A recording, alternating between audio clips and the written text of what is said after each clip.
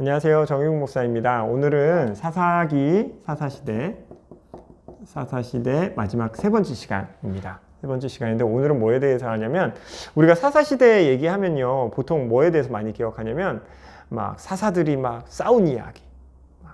드보라 여사사, 기드온과 300용사 해가지고 막 위대한 족속을 물리치고 막 기드온이 막 맘주르기 있을 때 정탐 가가지고 막 보리떡 꿈꾼 얘기, 막 이런 환상들을 꿈꾼 얘기들 해가지고 극적인 역전이 일어났던 것, 막 싸워서 이겨라, 막 이런 것들을 기억하는데요.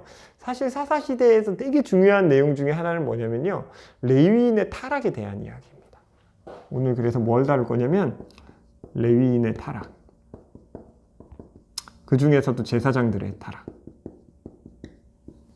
이 제사장들의 타락의 이야기를 오늘 나눌 텐데, 사사기서 뒤에 보면요, 제사장 이야기가 두 편이 나와요. 뭐냐면 미가라는 사람의 집에 제사장 이야기가 하나 나오고요, 미가 집의 제사장 플러스 단지파의 이야기가 하나가 나오고요, 또 하나는 뭐냐면 한 제사장 에브라임 구석에, 성경에 그렇게 써요.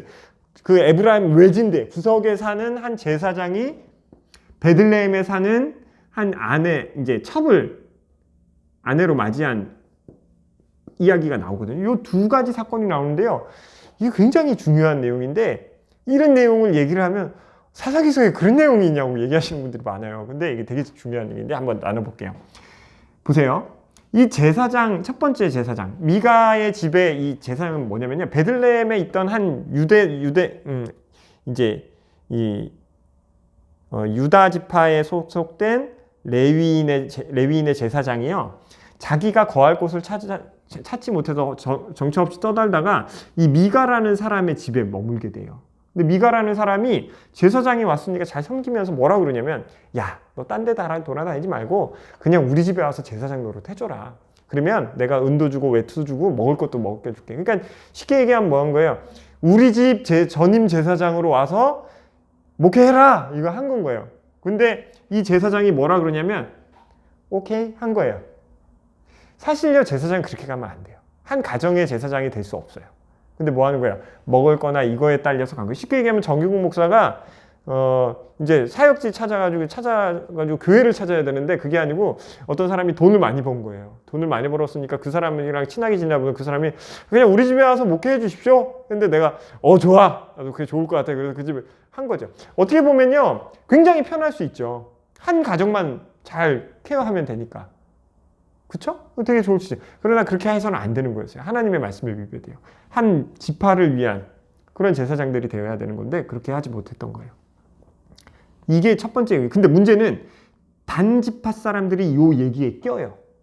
단지파 사람들이 이때 당시 뭘 했냐면 자신들이 거할 땅을 찾아서 또 이제 찾고 있었거든요. 그냥 단지파 인원이 많아지니까 하나님이 또 이제 이스라엘 가나안 땅을 다 정복하라고 하셨잖아요. 그러니까 정복되지 못한 지역을 찾아서 떠나던 중에 이 단지파 사람들이 이 미가의 집에 들린 거예요. 들렸는데 봤더니 뭐예요?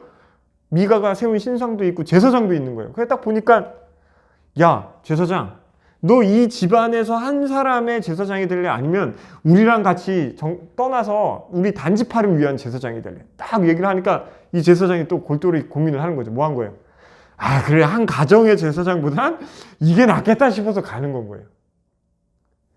단지파도 문제고 미가도 문제고 제사장도 문제예요. 근데 제일 문제는 뭔 거예요? 제사장이 문제예요. 잘 생각해 보세요. 제사장이 뭐 하는 사람이에요? 이스라엘 백성들의 죄를 하나님 앞에 나아가서 구하고 그들이 다시 거룩해질 수 있도록, 제사함을 씻김을 받을 수 있도록 하나님께 그 죄를 고하고 하나님의 거룩하심을 입을 수 있게 도와주는 사람, 또 하나님의 말씀을 가르치고 그 하나님의 말씀을 이스라엘 백성들이 그 말씀대로 살 수 있도록 도와주는 역할을 하는 것이 제사장인데, 그 사람들이 그냥 돈에 이끌려서 여기 가고 또 권력에 이끌려서 크기야 부피야 이런 거에 이끌려서 왔다 갔다 한다는 건 뭘 뜻하는 거예요? 하나님 중심이 아니라 자기 삶 중심, 먹고 사는 문제로 이렇게 했다라는 거예요. 먹고 사는 거 들어오면 다 그렇겠죠. 정규국 목사도 먹고 사는 거 힘들어지면 그럴 수 있겠죠. 근데 그게 중요한 게 아니죠. 그렇게 될지라도 사실은 뭘 중요하게 생각해야 돼요? 본인이 맡은 하나님의 말씀대로 자기가 순종하는 삶을 보여줘야 돼요. 그런데 제사장이 그 정도 수준이다. 그러면 어떻게 할까요? 일반 백성들은 말할 것도 없는 거고요. 그러니까 사실 미가의 이런 연약한 부분, 또 단지파의 이런 자신들의 사리사욕을 위해서 다른 사람이 가지고 있는 이런 것들을 빼앗는 모습들 다 뭐 하는 거냐면 이 제사장들이 바르게 가르치지 못했다는 시대상을 보여주는 사건입니다. 이런 시대상 사건 안에 또 한 가지 사건이 일어나요. 그게 뭐냐면 제사장과 제사장 아내의 문제예요. 이게 아주 큰 문제예요. 진짜 큰 문제예요. 제사장과 제사장 아내의 문제는요, 베냐민 지파가 껴요. 왜 베냐민 지파가 껴인지 설명을 해볼게요. 제사장이 있는데 이 제사장이요, 에브라임 산지 구석에서 이제 제사장 역할을 하고 있던 사람이에요. 그런데 그 사람의 한 첩이 있었어요. 아내가 있는데 이 아내가 도망을 가요. 아빠 집으로 도망을 가요.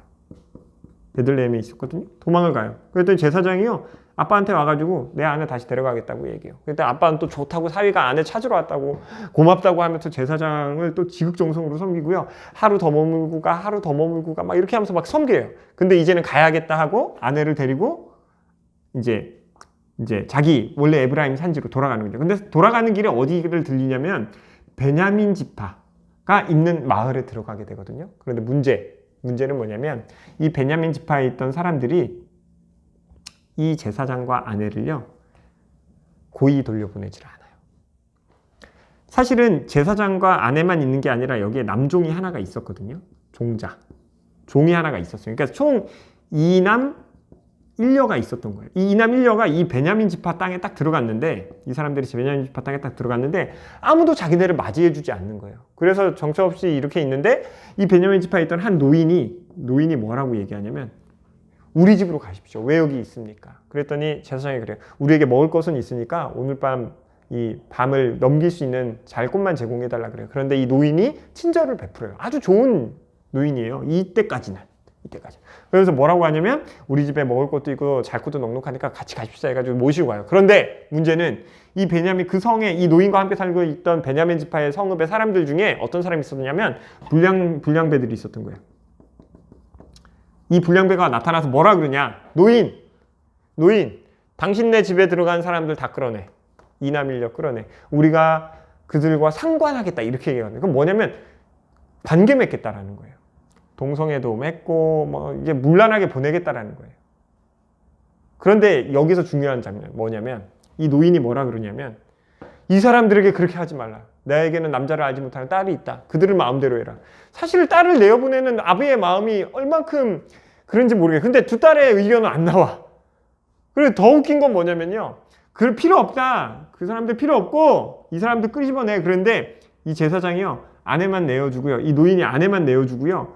제사장은요. 노인이랑 같이 따라 들어가서 방에 들어가서 자요. 제사장이. 하나님의 말씀을 전하는 제사장이 자기 아내를 어떻게 하는 거예요? 그냥 내어주는 거예요. 그리고 들어가서 편하게 자요. 아침에 일어나가지고 문 앞에 보니까요. 이 여인이 아내가 문 앞에 엎드려져 있는 거예요. 죽었어요. 봤더니 야 일어나 집에 가자. 그게 처음 그 아내에게 할 말이에요. 아니거든요. 근데 뭐 하는 거예요? 가자. 그 얘기를 하고 앉아 있는 거예요. 이게 참 남자로서도 부끄러운 거고 제사장으로서도. 그래서요. 요 제사장 두 제사장이 나왔잖아요. 앞에서도 나오고. 성경에요. 이 제사장 이름이 안 나와요. 이름도 안 나오고 그냥 젊은 제사장 뭐 이렇게 청년 이렇게 나와요. 한 제사장 이렇게 나와요. 그러니까는 제사장도 그렇고 이 노인도 그렇고 그때 당시가 얼마나 이 시대가 암울했는지를 반증하는 거기도 한데요. 더 악한 건 뭐냐면 이 제사장이요. 이 아내의 시체를 가지고요. 집에 돌아가요. 돌아가서 뭐냐면 12동각을 내고 12지파에게 다 보내요. 제사장이 시체 만지면 안 돼요. 거기다가 시신 훼손까지 했어요. 이거 하나님께 진짜 하나님의 말씀을 가르치는 자로서 뿐만 아니라 인간으로서 할 짓이 아닌 거예요. 근데 그렇게 해놓고서는요.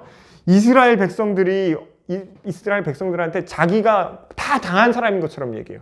자기는 아내를 위해서 한 게 아무것도 없으면서. 제사장이. 그래도 될까요? 그렇지 않은 것이죠.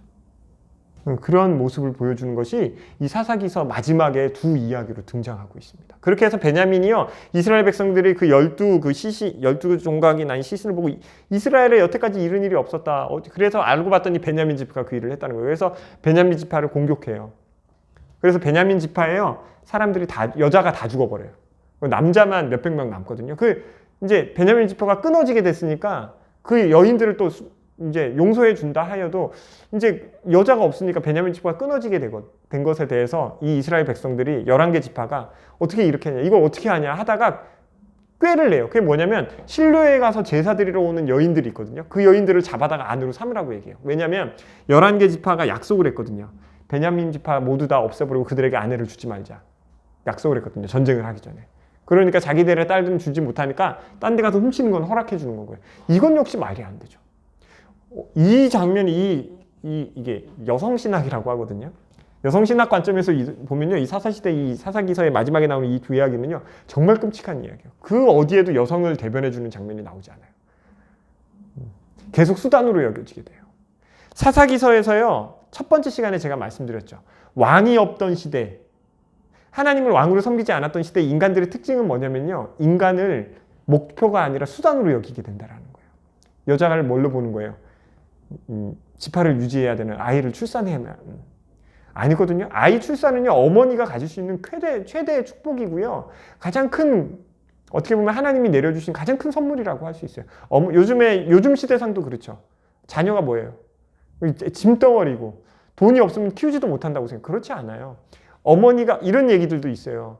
나는 어머니가 되는 순간 내가 없어졌다. 아니에요. 어머니인 내가 사실은 가장 귀한 존재라는 사실이라는 걸 깨달아야 되는데, 생명에 대한 존엄이 없어지다 보니까 돈이 없으면 생명도 잉태하지 못하게 된다는 것, 그런 쪽으로 세상의 흐름이 넘어가게 된다는 것, 그것이 너무 아픈 시대상인데 이때도 마찬가지라는 거예요. 어떤 시대? 하나님을 왕으로 섬기지 않았던 시대는 인간을 뭘로 본다? 수단으로 본다. 결혼도 마찬가지고 직장에서 만나는 동료도 마찬가지예요.